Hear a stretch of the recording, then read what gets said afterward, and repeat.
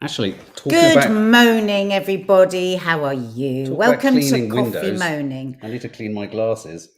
So I was just having a row over on Instagram. With well, no, yourself? it wasn't. I was having a row with Mark whilst on Instagram because I was talking about cleaning windows. When I'm cleaning windows. He said it was the most boring topic ever. And yet there were tons of comments going up because to get a window cleaner is incredibly difficult. We haven't had one. I said 5 years, probably 10 years. 10 years ago. So it was very good. It was very nice. Our windows haven't been cleaned in 10 years. That's not true. You've cleaned them. You and Dina have cleaned them. On the outside. You've cleaned these windows. This is what you think. There's only these windows. Of course, there aren't only these windows, darling. Our whole house would feel different if the windows were clean upstairs. It means everyone would be able to see us from the bus. But here you go, right?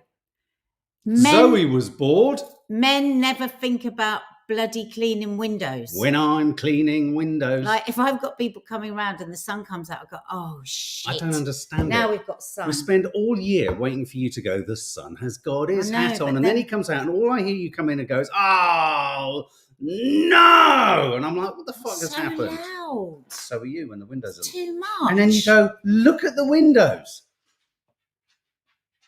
Anyway.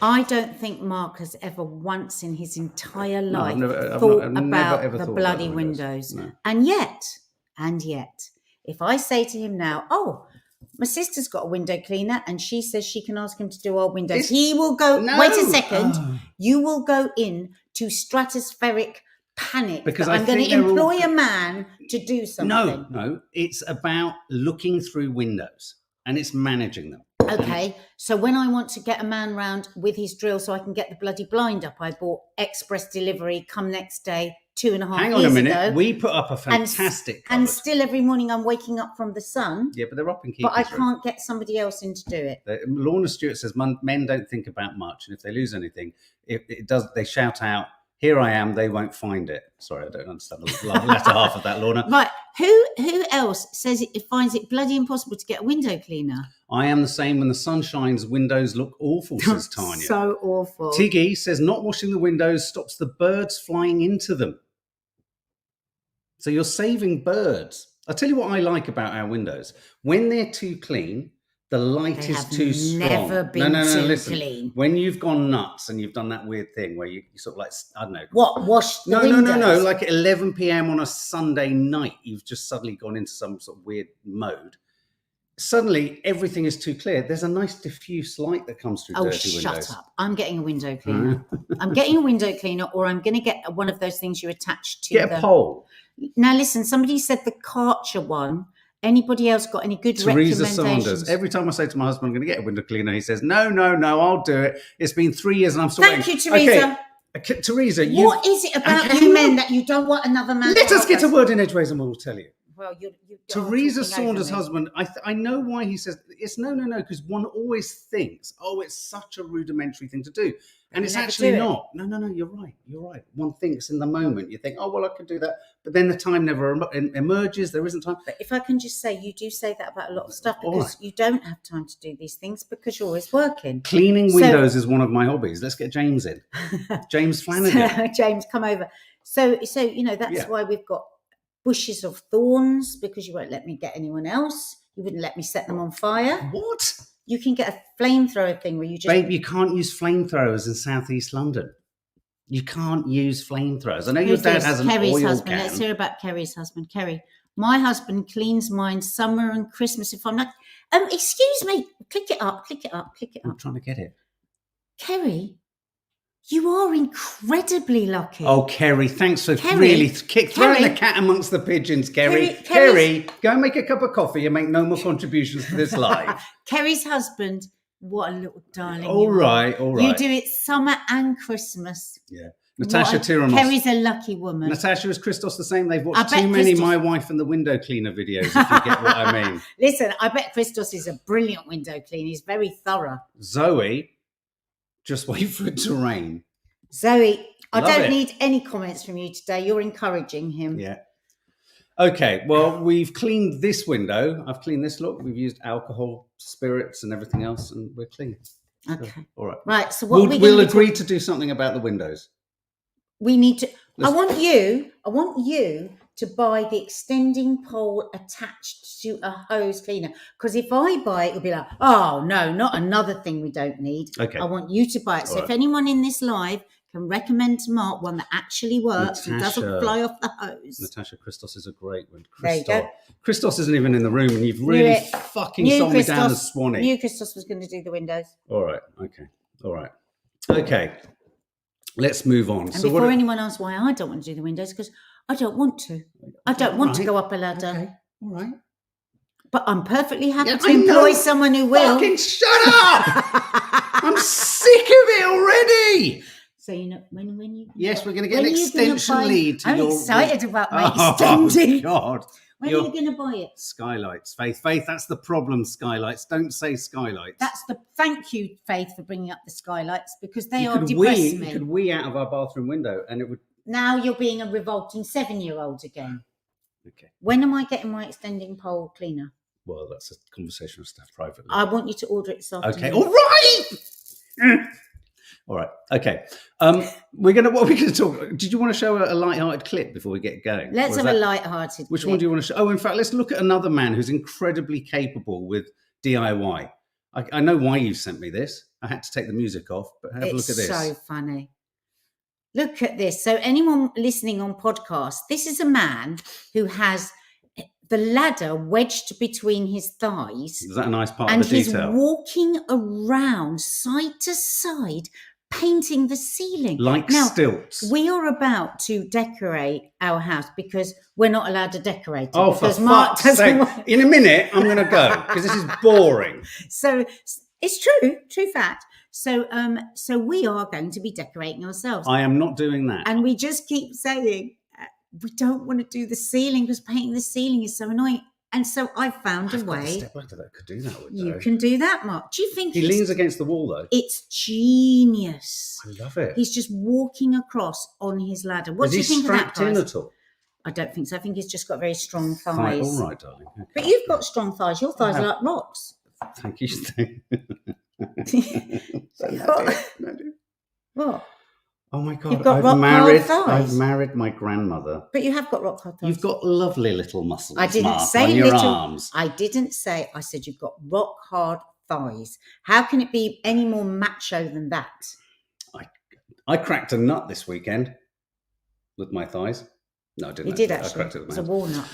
Anyway, the ceiling is annoying because you get a crick in your neck. Says Cherry D. I think this is great. I think we should have a go at this because obviously for your DIY vlogging appetite, we're going to be filming this. Because if I don't, you run roughshod. Mark, don't do it. Just trust me. It's because of your blocked ears. Carry on. They are very blocked, babe. I've seen the wax with the proper machine. This is a take Mark down. What is going on? You're shouting again. The only thing I'm coming out of today's live with in terms of attributes is rock solid thighs. Okay. And rock solid earwax because I've seen it. I saw the camera. It went down into his ear and it showed me it. When are we talking about? When we went to Boots. Oh my God. When I found out I had exceptional hearing. And exceptionally hairy ears. She has the hairiest inner ear canals on the planet. He was shocked. Thank you, Faith. Thank you. Okay, so there you go. I've now got to go on stilts on a stepladder and do the ceiling. Oh my God. So today we're going to be talking about a lovely topic all about the ICK male hobbies. The hobbies, men, be alert. Now, I ran the girls to school today and I ran through some of these and it was eye-opening for them. They were in hysterics. Were they? An absolute you'll have to tell me which ones they found funny. Yeah, absolutely. We're also going to be talking about Huw Edwards and his sentencing. Now, I know we spoke about this on Wine O'Clock last night, but some of you weren't there. But also, we want to really know what you think of the sentencing. We want to read out more of your comments on that. So get your thoughts together and then tell us how you think. And also, Jamie Theakston. Wow, I know. This is amazing. Well, let's talk about Jamie first. So we were all prepared with our topics for today, and then I saw pop up on Instagram. Well, I've got Amanda Holden. A message, Amanda Holden looking very sort of serious. I love Amanda Holden, and I have to say before you see this, you have got no idea how hard to be on mic and to have to be totally professional and to read out something like this, I'm in awe of both of them, actually. I thought it was amazing. So this is what they announced on their radio show this morning. Everything with you on the show, the ups and the downs. So it feels only right that we get you completely up to speed with what's going on. As you might have seen on Jamie's socials, he recently had an operation to remove a lesion from his vocal cords. And we wanted to let you know that this biopsy has actually been identified as stage 1 laryngeal cancer.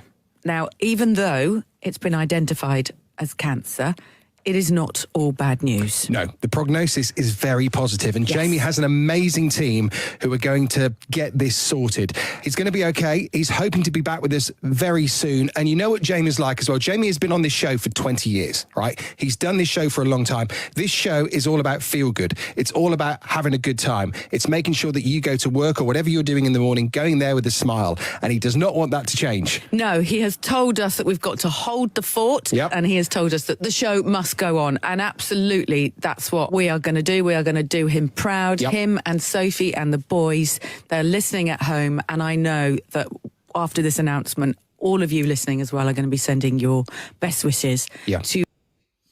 And for those of you who don't know who Jamie is, this is Jamie Theakston here. Jamie Theakston, I mean, like they say, 20 years. I mean, he's been a part of British broadcasting since. I mean, he's my age. I mean, and he was always a bit of a kind of, he was very cool, always very cool, rabble-rouser, very quick-witted. Very smart, quick-witted. Yeah. So he's got a bit of a journey ahead of him. It's great that it's stage 1, so he has every chance of getting well again. But you were just telling me something before we came on air. Yeah. Well, The Sun are reporting that the cancer diagnosis or the symptoms, the signs of him having an issue with his voice were picked up by listeners on his radio show. Apparently, a number of listeners noticed a change in his tone of voice, in the quality of his voice. They noticed this led them to encourage him to seek medical advice. And this is something that's not unusual when, you know, celebrities or broadcasters or presenters, you know, something gets spotted by a viewer and then, you know, they're encouraged to kind of get it looked at. I mean, one example. Well, I had it myself, like this. You see this here? It still freaks me out every time I see this because it does look so worrying, doesn't it? Yes. And a number of you guys alerted it to me really before, because it had changed and it got this white circle. She got it checked out because look people. At that. Yeah. Look at that. Doesn't that look so suspicious? Yeah. And the thing is, you know, I went to the GP. I've got a lovely GP, so he put me straight on the 2-week, you know, get through very quickly. And God, by the time I got there, I was convinced, and literally the specialist just went, no, that's not anything. But you know, it just as easily could have been. So it was. Well, and I had a look around this. For those of you that alerted me to. Yeah, and I've had a look around this. And Sue Nichols from Corrie, she went through something very similar. Actually, I didn't realise. A viewer picked up what they called a dangerous cancer was picked up on Sue Nichols by a viewer who described ugly duckling signs. What's that? It having been on and off cobble, hang on, let me just find the part of the story.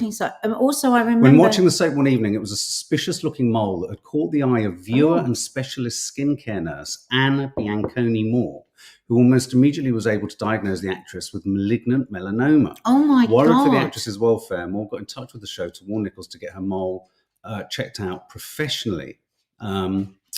There are 2 red flag signals that distinguish the most deadly form of skin cancer, malignant melanoma. I was obviously incredibly worried for Sue, and I felt I needed to do something. Wow. And then I don't quite know what the ugly duckling detail is. It doesn't even clarify what that means. Weird. How can you put something in the title? Yeah.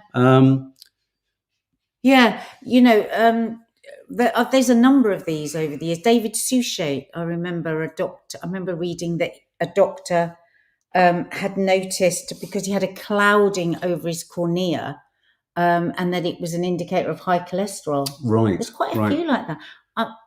I'm pretty sure Martin Kemp told me once something about like his pupil. Martin Kemp's had brain tumours. So, yeah, I mean, I think people now will I mean, if you think about it, people are looking at you so sort of closely, and especially if you're a specialist or to be honest with you, some people can also do it in a kind of aggravating fashion too. Yeah. It's a means of harassment and kind of unsettling. There's been a couple of times on Loose Women. Oh, I see. Ugly Duckling, thank you, Anna Kite, is a reference to a mole looking very different to your other moles. Oh God, like this one. Yeah, Jeez. yeah, I guess so.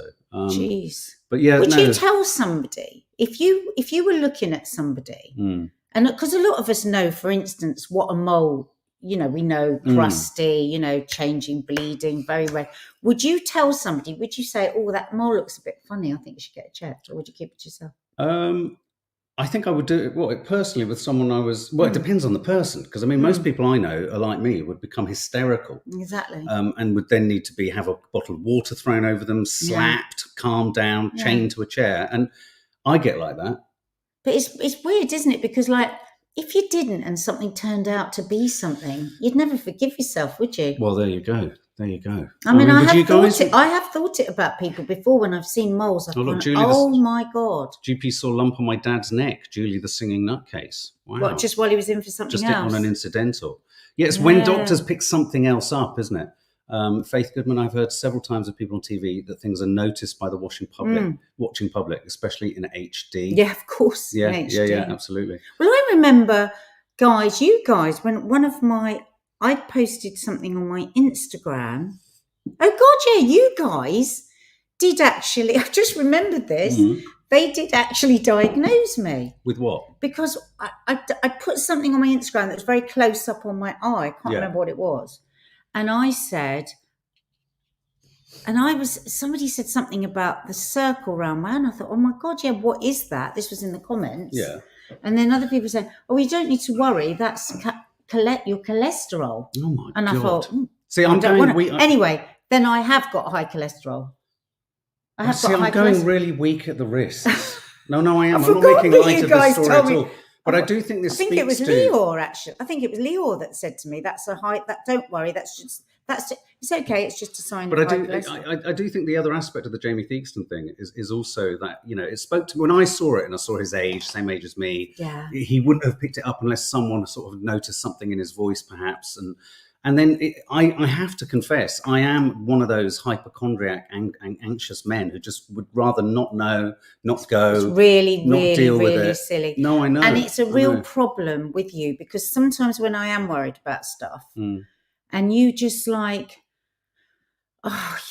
I know that it's going to be such a drama. You're going to collapse. God. You're going to be like, oh, I can't go. Do you remember the incident? Do you remember the incident a few months ago when I called the GP and made you an appointment? Yeah. And then you didn't go. Billy Talon, going to the doctor in the USA is like going to the car mechanic. Sometimes they make you think something's wrong when there isn't. because of the money. Well, again, as soon whereas as here they try and tell you there's nothing wrong because they know there's no beds. Yeah. No, I'm joking. Mark kept saying your eye looked weird in one of the vlogs. And my eye is weird. He was right. Yeah. My eye is not right. Look, my eye. Do you know when you kept saying my eye is weird? Yes. My eye is weird. Yes. So I've got a problem with my eye. I had a mini hemorrhage in it. Oh, that's right. And now it's still there. I can still see. It's really worrying. And the last time I went, I've got early cataracts. So he was right. And also, what's the other thing I've got? Oh yeah, I've got this thing where I'm not seeing when you have to press the button for the things that you see, the dots that you see, and I am not seeing a couple of the dots around the side. Oh, right. What peripheral vision? But vision? At my eye, it does look a bit odd. Yeah. Look at this one, Ellen. I kept telling my brother in June that he wasn't looking right. Diagnosed lymphoma this month. My God. Now. My God. No. Oh, wow, Ellen. Wow.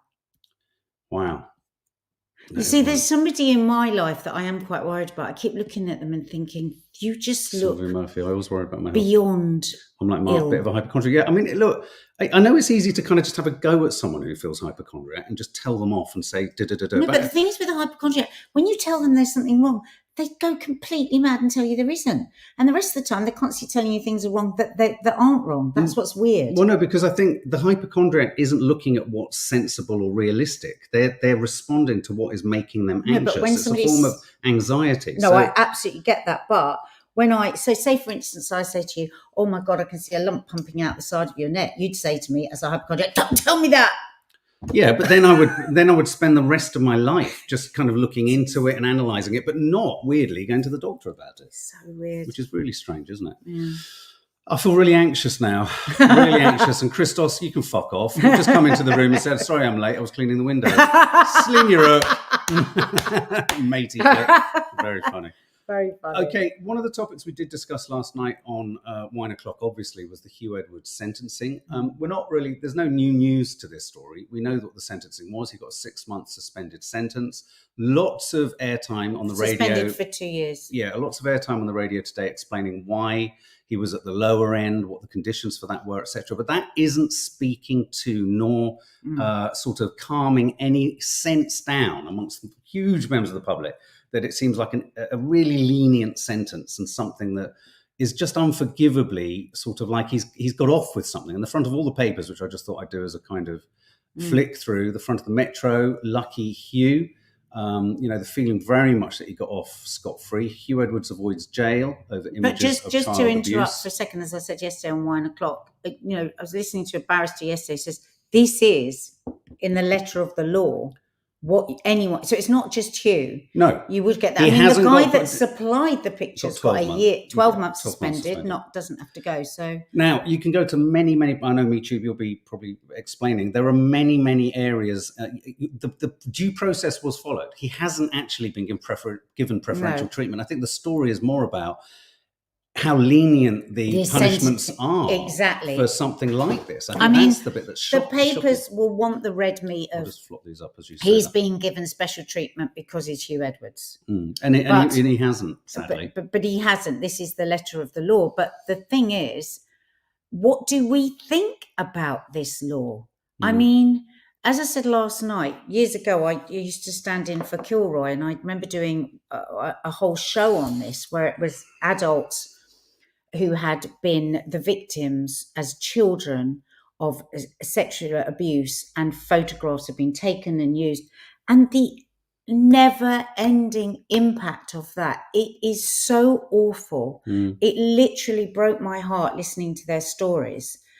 And I think, the problem is we haven't got any spaces in prison. What does prison do? But there has to be something more severe, I think, for people who engage in this kind of horror, because they keep the business going. As long as there's people that want this Precisely. appalling, photographs where children have often been kidnapped and God knows what else.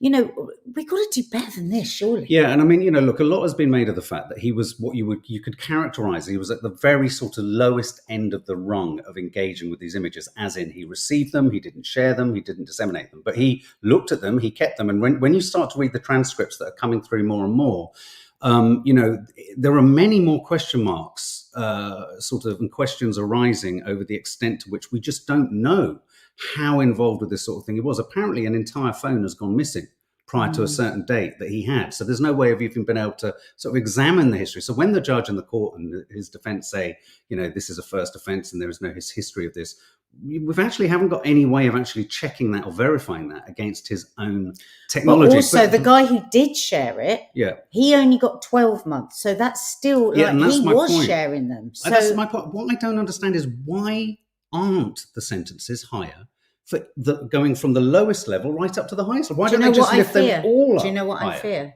The answer to this, and I don't know. I'm just Too wondering. Many people. It's so overwhelming. You're joking, is that? I mean, I don't know. That's what I just feel, that there is nothing that they can't cope. Wow. I mean, and I saw a statistic somewhere. I can't verify it. Stop oil got longer, get longer. Stop oil was, trying to save the planet. There was a huge statistic I saw somewhere over the last couple of days. Information comes at you from all these places. I didn't verify it, saying that there's something like 1.8 million victims of child underage, imaging, whether it be the trafficking side of it, the creation of it, the dissemination of it. And I just don't, 1 in 30 I read before, are paedophile, says Victoria. I mean, it just strikes me as bizarre. And what you're suggesting is but is the unwholesome reality that if you actually upped the sentencing even higher, and the thing many people would end up in prison. we know very well now, things like when people are flash at you and all these things, or voyeurism is often, the first step towards something else. Well, is that not the same for looking at these images? You know, is it the beginning of something else? Do you know what I mean? I mean, I think, are we really, really protecting children? Are we doing everything that we can? I mean, if I go back to my feminist roots with my mum, Andrea Dworkin, an amazing American feminist writer about pornography, who actually, when you start to unpack the origins of all kind of this predilection for young people in sexual imagery and porn and what have you, this is something that's actually fed from the legal end. You know, I always find it interesting, I don't know if you find this, Naz, when you look at the description of legal versus illegal, and, you know, we've talked a lot about things like, you know, making people look younger than they are through body change and through shaving. And the industry feels like it is always steering things towards the young end of things, right down to back in the day, The Sun. You know, page 3, it was more of a thing if they were said just 17 or just 18, they would err younger. If we can't see that even that, as a feminist writer like Andrea Dworkin would say, that is the thin end of the wedge of this stuff. That's where this thinking starts. That's where we, start to be led towards images that culturally we value and we prioritize youth. And it's always struck me as odd. And I can only assume that the reason I've never had that sense and have always.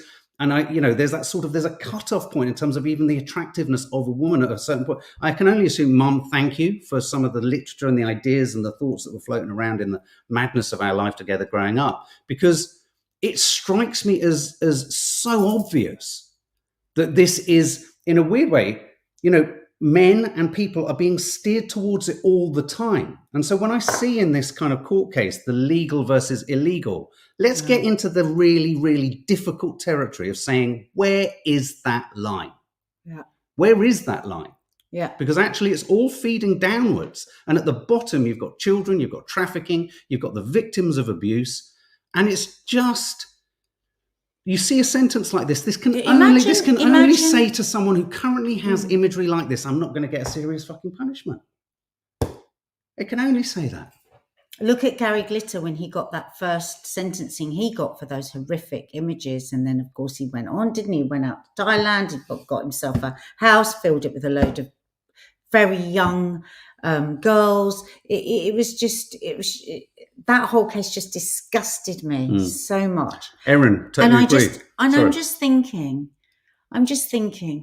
imagine, I don't know whether these images, the people that are in them are contacted, are told that, there is somebody that's being taken to court. If we take out the fact that it's Huw Edwards, are the victims ever tracked and told that there is going to be a case around the images? Because if that was, imagine how you would feel today hearing that sentence. That is what you were worth. No.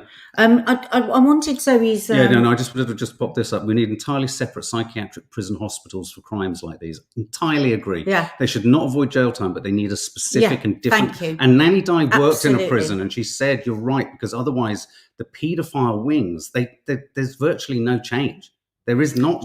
Nanny Di, because she was quite sort of like. Yeah, she was sort of softer about it, wasn't she? And then when she saw how in prison, nothing was really done. Yeah. Here we go. Zoe, my dad works at the prison service, and he explained it all to me this morning. Said it would be better for him to get the help outside of prison, as he's clearly very unwell. My dad sees a lot. Well, in a weird way, that changed to the Aaron Bullimore idea. But the problem is there isn't anything. No. And so we have a situation where you're not going to prison. I mean, he has got to do this course, this 40 sessions, which if it's true, yesterday, I think it was the Sun reporter we were listening to, said that the defence fought against this, argued against this. Yeah, you said last night. It was like, what? Yeah. You got off without having to go to prison, and you want to fight for him not to do the course? I just want to clarify something I just said, because I think a few people have got confused by it. I know there is clearly a defined legal difference between underage. When you get to age of people involved in this material, of course, there is a legally defined thing, and 7 or so many of his images were in that category A. My point is that culturally, culturally, and I think this speaks to why you think perhaps the reason the sentences are so lenient is because so many more people would be actually prosecuted. The reason I think that it's possibly more prevalent than any of us would care to think or like, consuming these images, sharing these images, looking at these images, is because I do genuinely think the entire porn industry skews young. It is forever, not all of it, but it's essentially is skewing towards a youth aspect. There's a kind of, there's something more theoretically desirable the younger it gets. And I think that's something you can see in mainstream culture when it used to be page 3 in the Sun, and you can see it in porn, and you can see it in and the over-sexualization of young girls as well. I mean, just so much. Like, I hate all these like almost lingerie, for young girls. Now, obviously, there's a real difference between a paedophile that is a serious mental health condition and somebody that has got all their lines a bit blurred. And I think that's what you're talking about. There is a difference between those two things, but I think we have to be mindful of all of it because we have to protect young people. I'm not one of these string them all up, lock them all up, throw them away the key. I do think it's a serious mental health condition to be a paedophile, and I think that locking them up for a couple of years and then throwing them back out doesn't do anything. And in fact, your mum said, didn't you? Actually, they club together, they feed each other, they feed off each other, and irresolvable. It feels. Okay, let's move on to this story. I really wanted to do this. The hobbies that women and men find the least and most attractive in men. Comments, which is what we said. Did. No, we did. We read out quite a few. Oh, sorry. Just a couple Laura more. Lou, so much of the porn industry focuses on school uniforms. Yeah. Then so many men think actually schoolgirls are there for them to look. I mean, you know what?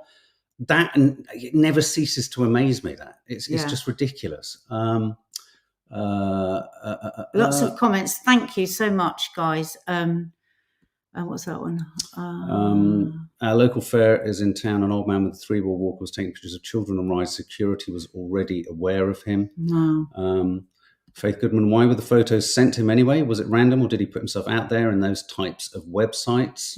Well, I think this was from the chap that he knew, wasn't it? Was sending it, where all the case, how the case originally kicked off. Concrete Jungle, Britney Spears' Hit Me Baby One More Time video played on that theme. Exactly. And so much of what we receive and young girls don't realise what they... You know what? And there's so many people watching this stuff. What I'm not saying is that because you consume this stuff and watch it, you are somehow a paedophile. No. We are... I think we just choose to ignore the fact that society towards skews younger... Yes. I mean... When all these brilliant different Britney documentaries that were put out, I was sick to my stomach watching how she was interviewed on live television by absolute creeps on big shows, weren't they? It was so her and Justin Bieber. Absolutely disgusting. And two massive icons to young people. So they're growing up thinking, oh, right, this is what happens. This is how people talk to you. This is okay. On which point, let's hope maybe the Sean Diddy Combs arrest today speaks to finding some kind of solution to that. I'm thinking of... what's his name? What's the boy?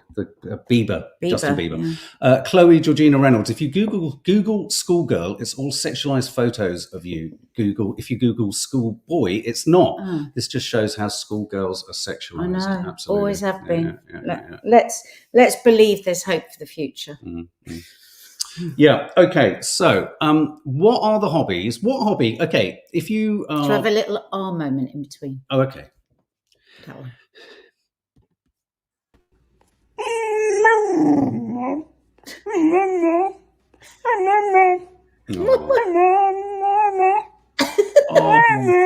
I think Maddie might have been cute.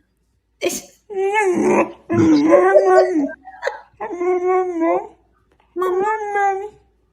is a lovely little puppy if you're listening. Not me. Oh, maybe he's saying num-nums. He's saying num-nums. What a sweetie. Yeah, that wasn't us making that. It was a beautiful little puppy. So I just want to know now, what kind of hobby is the most attractive thing that you could imagine a man doing? What hobby, if you're attracted to men, what hobby, what would put you off them? What would give you the ick, and what would make you go, oh, that's kind of nice and sexy? Give us some examples. So it could be things like gardening, could be reading, it could be jogging, swimming, I think it depends on your age. Cleaning windows, Tanya. Sod off. Perfect. Very yes, good. Actually, Yeah. I love a man who loves to clean windows. Hobbies.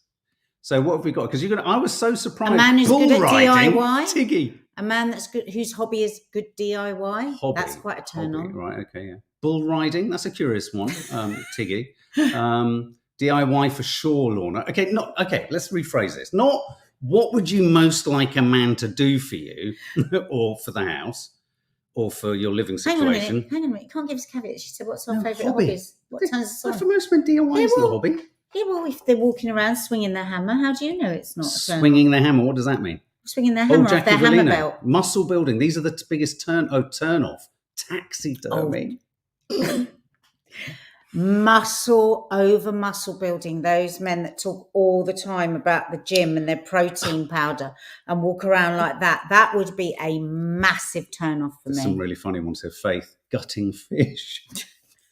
I'm not sure that's a hobby. Gemma Perry, chopping wood. I guess we're getting the ones that we like and the ones that we don't like. All chopping wood with golf. We've gone into full fantasies now. Yeah, no, these are kind of bad, good and bad. Golf. Ban golf, says Victoria Moore. Oh, no. Golf would turn me right off. Well, I was so surprised by what's top of this poll. Let's pop it up. Let's have a look. You're not going to believe this. It's reading. At what age group did they ask? Well, this is the killer question, isn't it? I find it sexy. You find it sexy? Okay, so this was a survey. They evaluated 800 participants took part, and they evaluated 74 male hobbies, predicting what women might find attractive or unattractive. And yeah, so what have we got? Let me the problem is without the age, because through my ages, it would be very different. Yeah.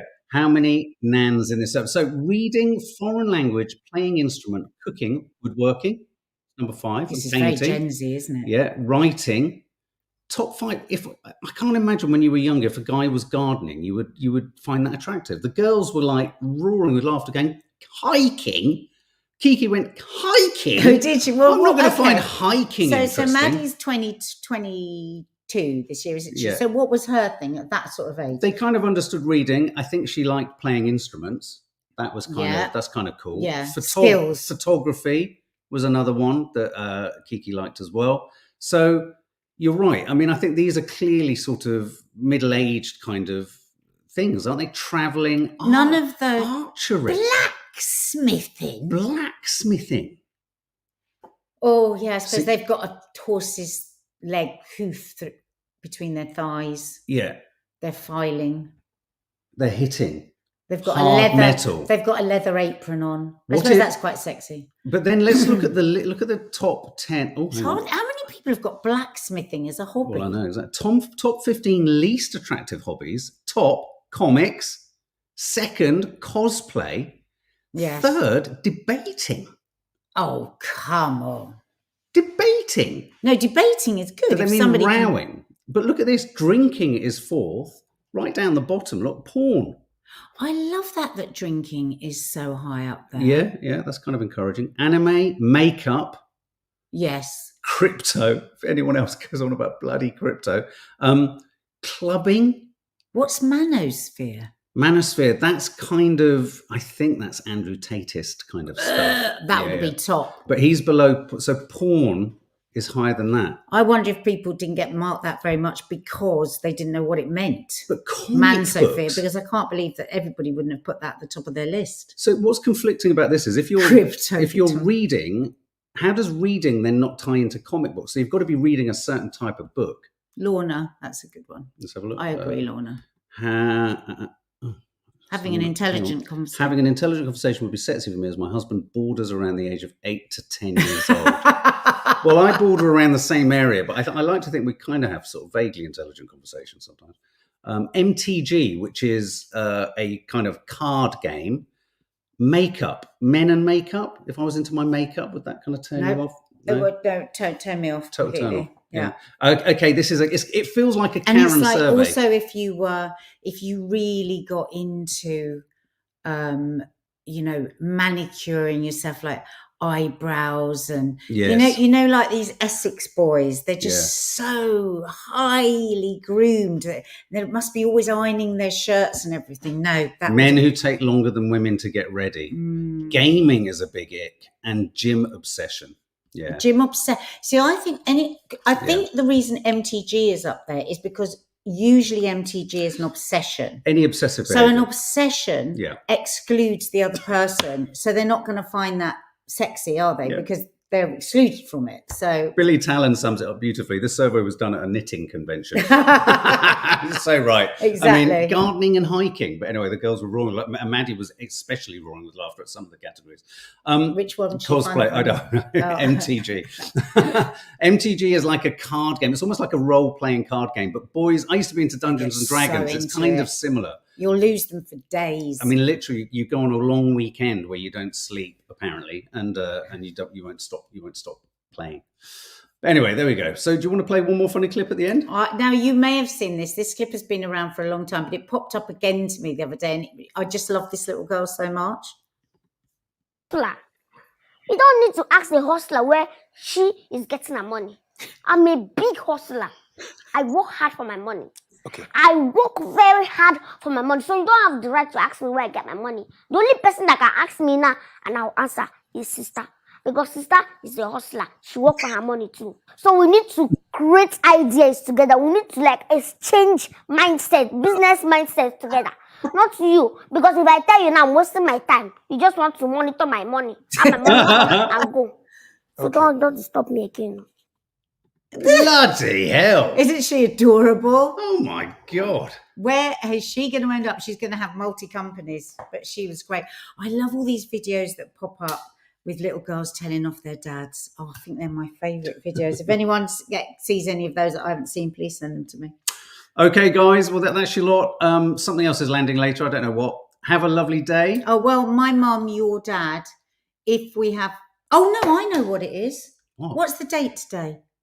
No, that's Thursday. Tomorrow. What you're thinking about. Oh, okay. Yeah. My mum, your dad tonight. So we will be watching. Watch it. We'll do, We'll see you later. Bye. I'm going to go and read